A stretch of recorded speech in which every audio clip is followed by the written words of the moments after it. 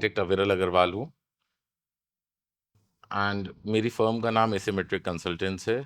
मैं triple ID Lucknow chapter का chairperson भी हूँ। पिछले 22 साल से मैं आर्किटेक्चर पूरे इंडिया में प्रैक्टिस कर रहा हूँ। मेरे प्रोजेक्ट्स इंडिया से लेके जर्मनी तक किए हुए हैं और घर से लेके बड़ी से बड़ी इंडस्ट्री तक हम लोगों ने इंस्टीट्यूशन से लेके हॉस्पिटल तक, कॉमर्शियल्स, होटल्स, सब तरीके के प्रोजेक्ट्स किए हैं। प्रभात जी। जी सर, जैसा कि आपने बताया आपने हर तरह के प्रोजेक्ट्स किए हैं। अगर हम स्पेसिफिकली घर की बात करें, क्योंकि एक मास पब्लिक है, एक बड़ी जनता का सेगमेंट है जो कमर्शियल या उस तरह की बिल्डिंग से हट के केवल अपने घर पे फोकस करना चाहती है, अपने अपने घर के बारे में सोचती है। अगर हम आम पब्लिक की बात करें तो हर आदमी का सपना होता है एक अच्छा घर बनाना, और वो एक अच्छे घर को डिजाइन कराने के लिए एक आर्किटेक्ट के पास जाता है, बहुत सारे एक्सपेक्टेशंस लेके जाता है। तो मैं ये जानना चाहता हूँ, क्योंकि आपने बहुत सारे रेसिडेंशियल डिजाइन किए हैं, बहुत अच्छे अच्छे रेसिडेंशियल डिजाइन किए हैं, तो मैं ये जानना चाहता हूँ कि क्या एक अच्छे से डिजाइंड घर से किसी परिवार की जिंदगी बदल सकती है? ऐसा मतलब लोग एक्सपेक्ट कर सकते हैं कि हमारे परिवार की जिंदगी बदल जाए? अब तो मैं घर कम ही करता हूँ जी। बट मेरा घर को लेकर के एक सबसे पहला स्टेटमेंट होता है, if the house breathes well you breathe well. बिल्कुल। अगर घर अच्छी सांस लेगा, वेंटिलेटेड रहेगा, तो शायद आपकी जिंदगी पे उसका बहुत बड़ा इम्पैक्ट है। एक अच्छा घर एक लाइफस्टाइल सेट करता है, एक जीने का तरीका सेट करता है। कितने घर हम लोगों ने किए जहां लोग अपग्रेड हो गए, उनकी लाइफ को ऑर्गेनाइज कर देता है। और शायद इसीलिए जो बच्चों का डेवलपमेंट है वो और अच्छा होता है, एक ऑर्गेनाइज्ड एटमॉस्फेयर में होता है। Because of that organised atmosphere they love to live their life in an more organised way, जो उनके लिए फ्यूचर के लिए भी बहुत हेल्पफुल है। तो बहुत बड़ा इम्पैक्ट है घर का, इसमें कोई दो राय नहीं। जी। यूजुअली आम पब्लिक घर बनाते समय सबसे बड़ी गलती क्या करते हैं, आपके नजरिए में क्या है? बॉस, मैं इस समय याद नहीं कर पा रहा हूँ ये लाइन किसने कही है, बट मेरे ऑफिस में ये पोस्टर बहुत बड़ा लगा हुआ है। जी। I don't know why people hire architects and then tell them what to do. जी। Architect knows what to do. You are hiring a consultant. अगर आप डॉक्टर को जाओगे तो सिर्फ जाके अपनी बीमारी बताओ तो सही दवा देगा। अगर उसको आप दवा के नाम बताने लग जाओगे कि मेरे को ये दवा खिला दो या ये दवा खिला दो, तो शायद जो वो दवा लिख रहा होगा वो भी गलत हो जाएगी। बिल्कुल। मेरे हिसाब से आप अपनी एक अच्छी रिक्वायरमेंट की लिस्ट लेके आए, आर्किटेक्ट को दें जी। और थोड़ा सा पिंटरेस्ट और इंस्टाग्राम से दूर रहें, जहां आपको ये नहीं पता कि किस प्रोडक्ट की क्या लाइफ है, किस प्रोडक्ट का क्या स्पैन रहेगा, क्या कॉस्टिंग है। आर्किटेक्ट को आजकल जो सबसे बड़ा प्रॉब्लम है, वो लोग आके इंस्टाग्राम और पिंटरेस्ट और गूगल से फोटो निकाल के लाके देंगे, मेरा घर ऐसा बना दो। वो रिलेवेंट हो या ना हो। हम लोगों को आर्किटेक्चर में सबसे पहली लाइन पढ़ाई जाती है, फॉर्म फॉलोज फंक्शन। बिल्कुल। आप फॉर्म की फोटो लाके दे रहे हो, फंक्शन आपको पता नहीं है, तो ऐसे काम नहीं होता। जी। काम करने के लिए आप अपना फंक्शनल रिक्वायरमेंट दीजिए। फॉर्म तो आर्किटेक्ट का काम आपको बना के देगा ही देगा, आपको पसंद आएगा ही आएगा। जी। एक आम पब्लिक को एक अच्छा घर बनाने के लिए प्लॉट खरीदते समय किन किन सावधानियों को देखना चाहिए या किन किन बातों का ख्याल रखना चाहिए? बॉस, मेरी सबसे पहली राय है कि जहां भी जाएं एक लीगल टाउनशिप में कायदे की चीज ली जाए, जिसकी रोडवेज अच्छी हो, जिसकी फेसिंग अच्छी हो। ये जरूरी नहीं सबके लिए, क्योंकि हर दिशा के प्लॉट कटते हैं। बिल्कुल। किसी को साउथ भी बहुत सूट करता है, किसी को नॉर्थ ही सूट करता है। बिल्कुल। तो अगर हम इसको बोलें कि इसी दिशा का प्लॉट लिया जाए तो I don't agree to it. जी। बट यस, जो प्लॉट हो वो सुपर कंजेस्ट। अब किसी के पास कोई गया लोकल सोसाइटी में जाके 15 फीट रोड पे प्लॉट ले लिया, तो जब वो रोड की विथ ही 15 फीट है तो उसमें कोई क्या करेगा? तो मेरी राय ये है कि वॉट एवर यू डू, आप एक अच्छी लीगल सोसाइटी में प्लॉट लीजिए। लीगल सोसाइटी में घर बनाने के पहले प्रॉपर नक्शा पास कराइए। घर का फंक्शन सही होना चाहिए, लाइट एंड वेंटिलेशन प्रॉपर होना चाहिए। उसके बाद आप उसके मैप अप्रूवल्स के बाद आप उसको प्रॉपरली बनाइए। और एक सबसे बड़ी राय, प्लीज उतना ही बनाइए जितनी आपकी जरूरत है। ये बहुत बड़ी बात है। एक चाचा का रूम, एक भतीजे का रूम, एक मामा का रूम, एक बेटे का रूम, एक बेटे के 2 बच्चे होंगे 15 साल बाद उनका रूम। 15 साल में तो वो घर वैसे भी आपके लिए जो है रिलेवेंट नहीं वो रहेगा। रेलेवेंट नहीं रहेगा। नहीं रहेगा। आप इतनी एडवांस प्लानिंग करेंगे, उसके बाद आपको 4 कमरे की जरूरत है, आपने 14 बना लिए, उनको बंद करके रखा हुआ है, मेंटेनेंस नहीं हो रही मेंटेनेंस है, नहीं हो पा रहा तो उससे काम करने से फायदा नहीं है। It is better we stick to what we require today and in the next 10 years। है। यस, आपको करना है, you have a backup plan, आप प्लानिंग करा के छोड़ दीजिए, जब बच्चों के बच्चे होंगे तो एक्सटेंशन करा लीजिए, बिल्कुल। लेकिन आज से बनाने की क्या जरूरत है। हम्म। एटलीस्ट छोटा बनाइए, लग्जरी बनाइए, कॉम्पैक्ट बनाइए, एज पर यूटिलिटी बनाइए, बट जितनी आवश्यकता हो जितनी आवश्यकता है उतना ही उतना बनाइए। बनाइए, क्योंकि मैंने मेजर घरों में ये देखा है, हम्म। मेरे को और 2 बेडरूम दे दो और 2 बेडरूम दे दो के चक्कर में ही घर का लाइट एंड वेंटिलेशन कॉम्प्रोमाइज हो जाता है। जी। आदमी सबसे पहले आके बोलेगा पीछे का सेटबैक क्लियर कर लो, कवर कर दो, बीच का आंगन छोटा कर दो, साइड का सेटबैक कवर कर दो, तो लाइट एंड वेंटिलेशन होगा कहां से जब सब कवर ही कर हाँ दोगे। बिल्कुल। घर है, घर की तरह रहे, माचिस के डब्बे की तरह ना रहे। जी। अगर हम वास्तु देख रहे हैं आर्किटेक्चर में, वास्तु इन आर्किटेक्चर, तो घर बनाते समय या घर बनाने से पहले अगर हम प्लॉट देखने जा रहे हैं और हम साउथ फेसिंग को अवॉइड कर रहे हैं, तो क्या अवॉइड करना चाहिए आम पब्लिक को, या फिर नहीं करना चाहिए, या फिर हम साउथ फेसिंग घर बनाते हैं तो उससे क्या नुकसान हो सकते हैं आपके हिसाब से? नहीं, ये एक बहुत ही डिबेटेबल टॉपिक है। जी। मैं साउथ फेसिंग घर को बुरा नहीं मानता। जी।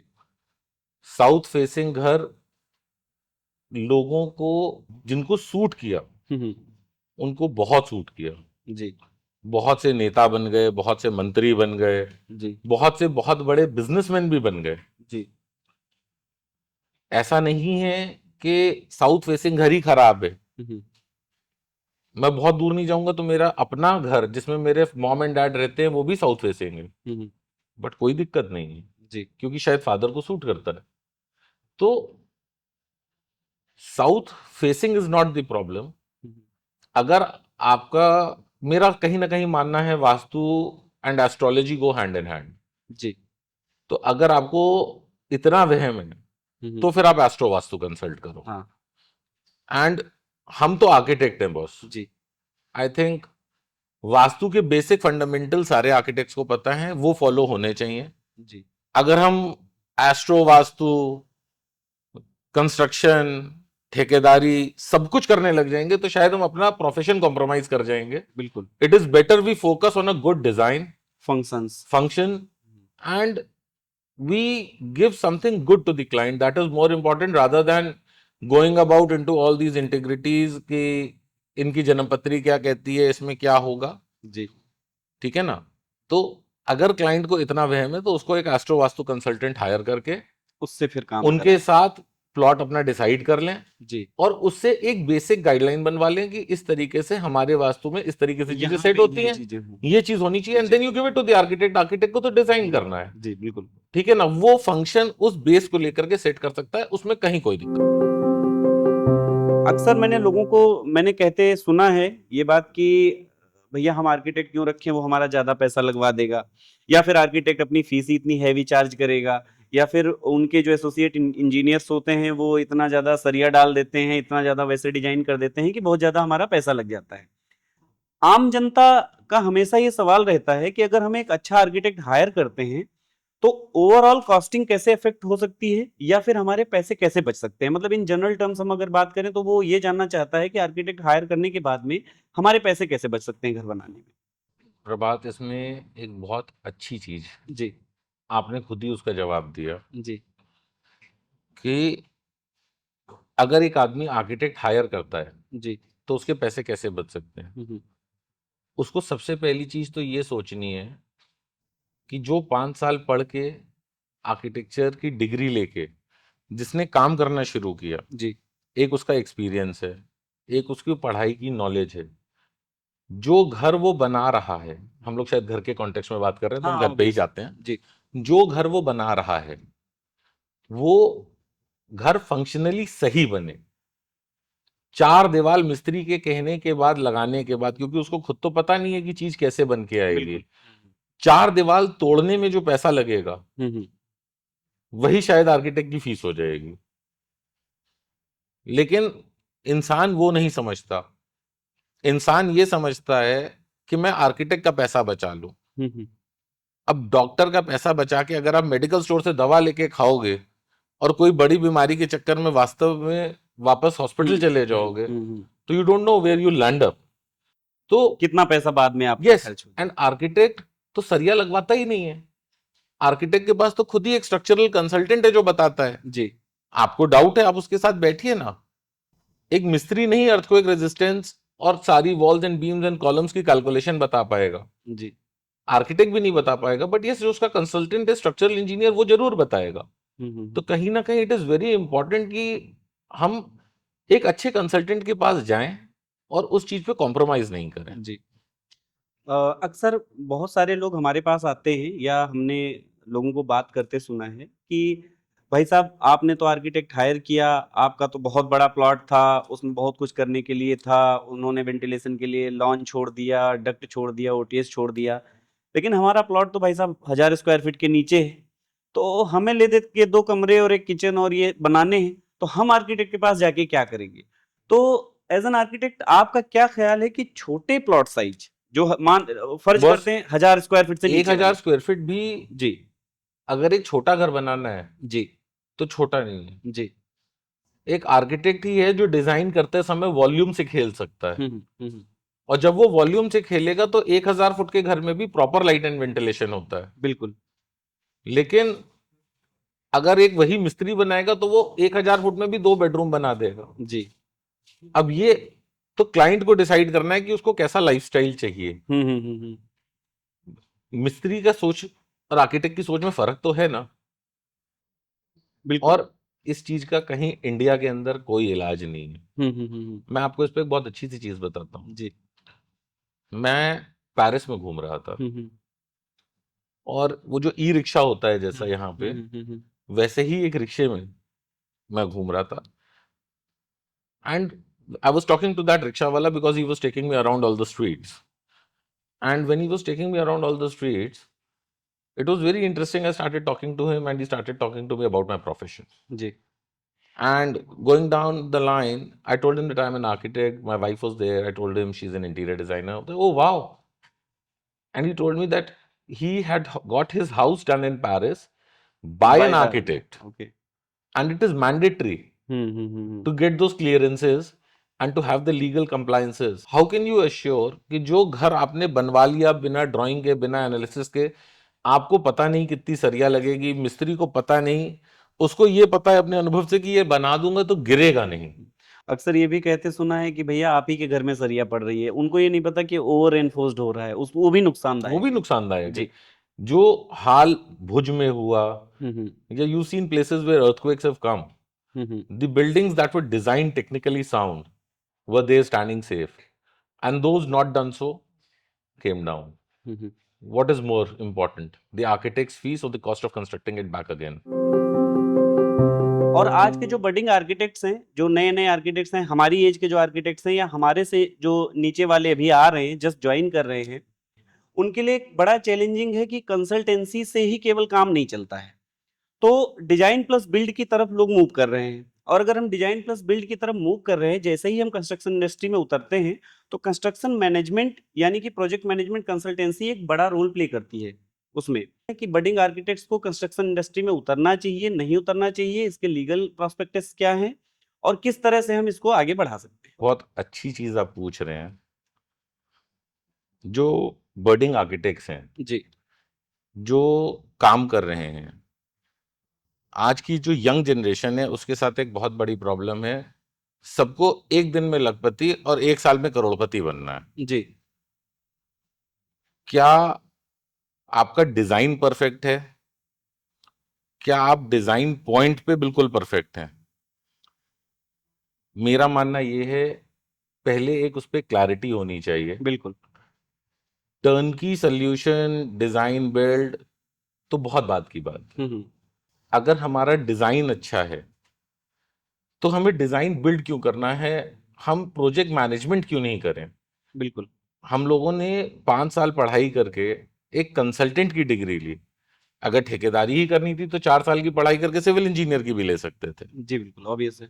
लेकिन हम लोगों ने 5 साल पढ़ाई की। प्रोजेक्ट मैनेजमेंट कंसल्टेंसी जो है वो डिजाइन बिल्ड नहीं है, बिल्कुल वो good to deliver your project, getting involve in your project, getting into the details. तो कहीं ना कहीं एटलीस्ट जो आपकी अच्छी सोच है वो आप क्लाइंट को डिलीवर करते हो। बिल्कुल जो यंग आर्किटेक्ट्स हैं उनका एक इशू है कि डिजाइन में हो सकता है वो वीक हो, या मैं कहता हूं उन्होंने बहुत ही अच्छा डिजाइन बनाया but that design is there on paper, वो एग्जीक्यूट कितना हुआ ये उनको नहीं पता। कम फीस लेकर के प्रोजेक्ट ले लेना, डिजाइन बना के दे देना, डिजाइन प्रॉपरली एग्जीक्यूट ना होना, उनका नाम खराब होना, वो एक पैच है। या ऐसा भी शायद ऐसा भी इस कह पैच सकते हैं को सर कवर कि करने के लिए वो टर्नकी लेते जी हैं। जी लेकिन अब अगर आप उसको पीएमसी पे आओ हम्म, तो उसी प्रोजेक्ट को लेना, उस पे टाइम लगाना, उसका टाइम मैनेजमेंट करना, उसका कंस्ट्रक्शन का फंड मैनेजमेंट करना, हम्म, एक तो उनका रिस्क कम होता है, बिल्कुल एक सर्टेन कंसल्टेंसी मिलती है, और एक अच्छा प्रोजेक्ट जो वो डिलीवर कर रहे हैं वो वापस पलट के उनके पास आता है। तो क्लाइंट जो है वो बेस्ड ऑन डिजाइन एक बार को हो सकता है they lose a client, but PMC will give you repeated clients if you are working good. जी तो दैट इज द क्रश। मतलब कहने का मतलब है कि हम इन बातों से ये समझ पा रहे हैं कि कहीं ना कहीं ये एक लोगों में एक मिथ है कि प्रोजेक्ट मैनेजमेंट कंसल्टेंसी कंस्ट्रक्शन का वर्क है। ऐसा नहीं है। Project management consultancy is some different thing, जो कंस्ट्रक्शन से रिलेटेड तो है बट पूरी तरीके से ठेकेदारी नहीं है। अगर हम एक रॉ लैंग्वेज में प्रोजेक्ट बोले मैनेजमेंट कंसल्टेंसी जी ठेकेदारी है ही नहीं, जी जी वो ठेकेदारों का और वेंडर्स का जी विद टाइम कोऑर्डिनेशन है। बिल्कुल तो वो ठेकेदारी नहीं हुई, जी वो आप एक कंसल्टेंट की तरह क्लाइंट को कोऑर्डिनेट करके उसका टाइम बचा के उसको प्रोजेक्ट में वैल्यू एडिशन करके आप उसको एक अच्छा प्रोजेक्ट निकाल के देते हैं। That is project management consultancy. ठेकेदारी और पीएमसी वो कहीं से भी कोरिलेट नहीं होता। जी